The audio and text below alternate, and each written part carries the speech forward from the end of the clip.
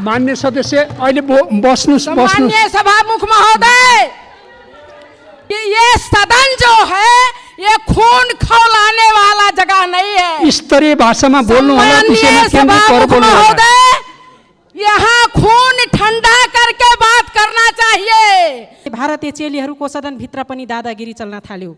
रगत तो बहुत का उमलता है। जब मधेसी को भारतीय और भारतीय को मधेसी बनाया जाता है तो बहुत लोगों का खून उबलता है, लेकिन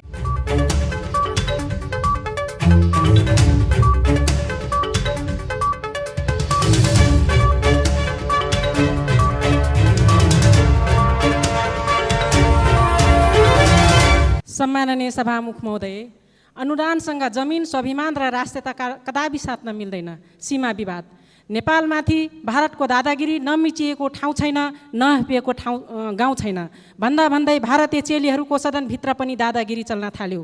भूमि मिचाहासँग सल्लाह छलफल गर्नु पर्यो रे, आफ्नो जमिन मेरो हो भन्नको लागि पनि मेरो देशको भूमि मिचाहासँग सोध्नुपर्ने, यो कस्तो विडम्बना सभामुख महोदय। जब यो देशका प्रधानमन्त्री एउटा सपना योजना फ्याँक्छन् अनि रहका एजेन्टहरू 15 दिनसम्म घाइते हुन्छन् अनि त्यो सपनाको विरुद्धमा सम्पूर्ण शक्तिहरू लगाएर ब्रुक्क ब्रुक्क उफ्रन थाल्छन्। सामान्य सभामुख महोदय, राष्ट्रको सवालमा अब बोलाइ र गराई समानता कायम गर्न धेरै मै हुँ भन्नेहरूलाई पनि हाम्मे पर्न देखिन थालिसक्यो।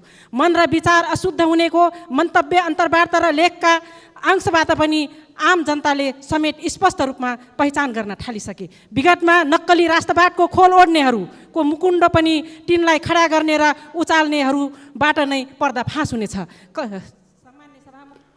माग गर्नुभएको छ। मान्य श्री सरिता गिरी, समय 3 मिनट।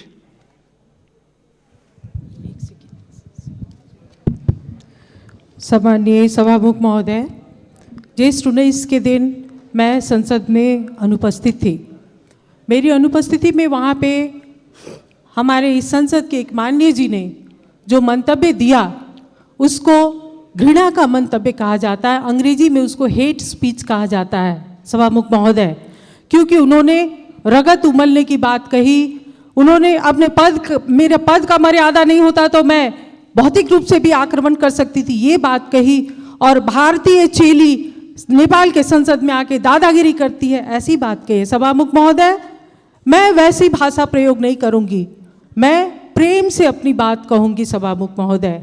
और मैं बहुत प्रेम और सद्भाव और आग्रह के साथ ये कहना चाहती हूँ कि इस मंतव्य को रिकॉर्ड किया जाए और नेपाल के कानून के अनुसार यह हेट स्पीच कानूनी कार्रवाई के लिए पर्याप्त होता है। और मैं सरकार का ध्यान आकर्षण कराती हूँ, गृह मंत्रालय का ध्यान आकर्षण कराती हूँ कि इसको रिकॉर्ड में लेके और कानूनी प्रक्रिया को आगे बढ़ाया जाए। मैं दूसरी बात कहती हूँ सभामुख महोदय कि पूरे संसद पे की मर्यादा पे और उसके सार्वभौम सत्ता पे आक्रमण हुआ है, इसलिए ऐसे हेट स्पीच को संसद के रिकॉर्ड से हटाया जाए। जब तक ये संसद का रिकॉर्ड पे बना रहेगा, इस देश में विभाजन की दरार वहीं से शुरू होगी। क्योंकि यहाँ पर अगर ये संसद के सार्वभौम सत्ता पे, संसद में ही जासूस कहने की बात की जाती है, संसद में दादागिरी चलाने की बात की जाती है, सभामुख महोदय, ये सिर्फ किसी माननीय पे नहीं, ये पूरे संसद पे आक्रमण है। सभामुख महोदय, मैं क्षमा चाहती हूँ कि हमारे माननीय जी भी संसद का वक्तव्य पढ़ के अपना वक्तव्य देती हैं या मीडिया में जो प्रायोजित ढंग से वक्तव्य आता है उसको कहती हैं। मैंने कहा है भारत और चीन दोनों देश के साथ संवाद करके बात आगे बढ़ाई जाए। और थोड़ी देर के बाद मीडिया ने भारतलाई नसोधिकन नक्शा बनाउने ये कहा कि प्रायोजित किया। उन्होंने भी उसी मंतव्य को पढ़ा है, सुना है और उसके बाद अपनी धारणा व्यक्त करती हैं। कम से कम हम लोग सभासद लोग जब बोलते हैं तो वस्तुगत तथ्य और प्रमाण के आधार पे बोलें। जब बाहर के जनता की हल्ला होती है, उसी के हल्ला में हम लोग जाएंगे तो हम लोग देश का नेतृत्व कैसे करेंगे। मैं जो दूसरी बात, महत्वपूर्ण बात उठाना चाहती हूँ यहाँ पर, हमारे माननीय जी ने एक बात तो अच्छा ही कहा, भारतीय चेली को भारतीय दलाल बोलते बोलते चेली कहा, महिला है सहानुभूति होगी इसलिए इज्जत बढ़ाया है, लेकिन फिर भारतीय जासूस करके उन्होंने सब पे पानी फेर दिया। मुझको भी मालूम है सभामुख महोदय, उनके पति राप्ती जिला के, दांग जिला के राप्ती गांव पालिका में जब वो चुनाव लड़ रहे थे तो उनके गांव पालिका के निर्वाचन में भारतीय रुपया बांटा गया। बाद में जब गांव वालों ने पकड़ा कि नहीं, ये भारतीय रुपया तो उत्तर की छिमेकी चीन की तरफ से बांटा गया है, तो कहीं इस संसद में बिना किसी बड़ी शक्ति के आरोप के बिना उनको कैसे हिम्मत हुई? कहीं हमारे उत्तरी छिमेकी चीन के इशारे पे तो उन्होंने एक भारतीय चेली पे आरोप नहीं लगाया है?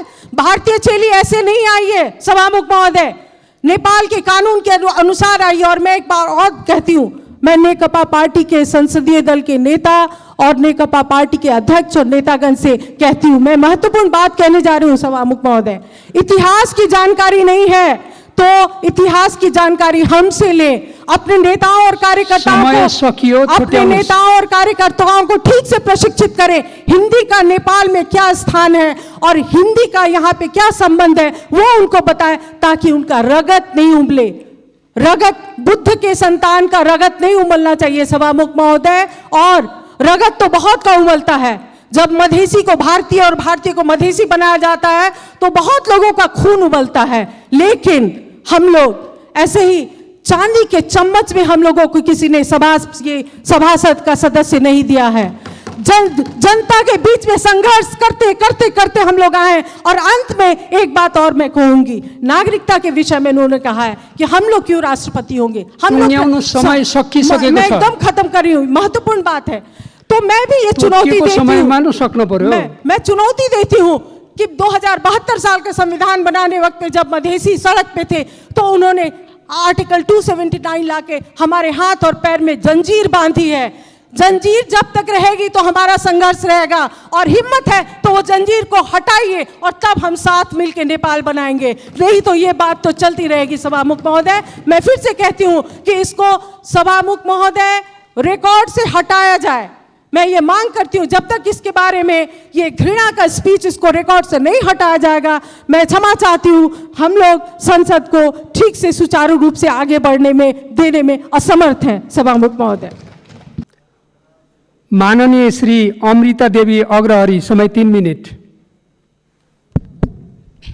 सम्मानीय सभामुख महोदय, 19 गते के पार्लियामेंट के बैठक में जिस तरह हमारे माननीय गंगा चौधरी जी ने जो शब्द का प्रयोग किया है उससे हमारी पार्टी का ध्यान आकर्षण हुआ है।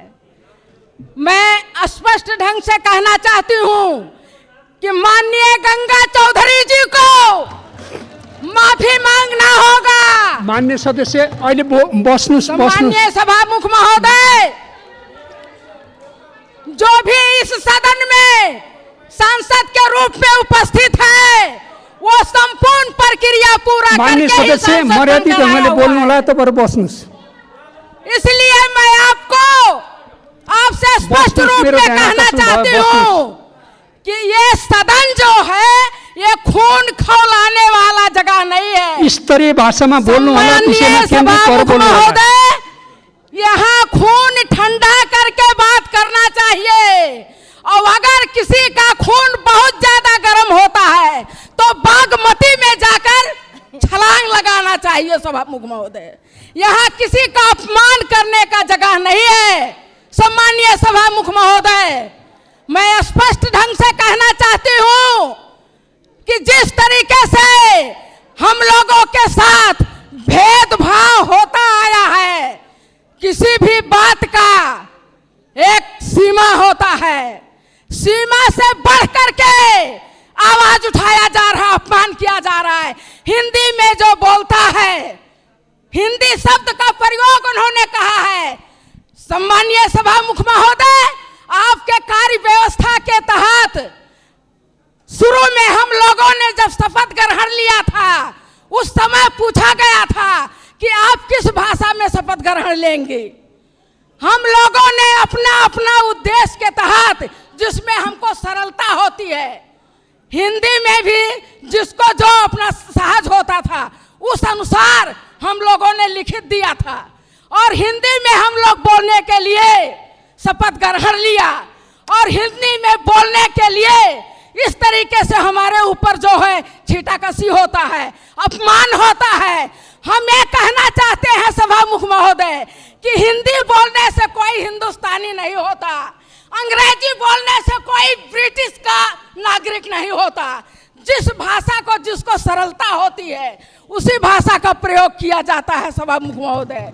इसलिए मैं आप लोगों से कहना चाहती हूँ, इस सदन से कहना चाहती हूँ, अगर इस देश में कोई सच्चा राष्ट्रवादी है तो वो मदेशिया है, क्योंकि मदेश ही देश के चारों तरफ, तीन तरफ मदेशी का बसोबास है, जहां पे आज तक 1 इंच भी जगह मदेशियों के रखवाली के तहत किसी में हिम्मत नहीं हुआ समय सकियो टुंग्याउनु जो आकर के आक्रमण कर सके।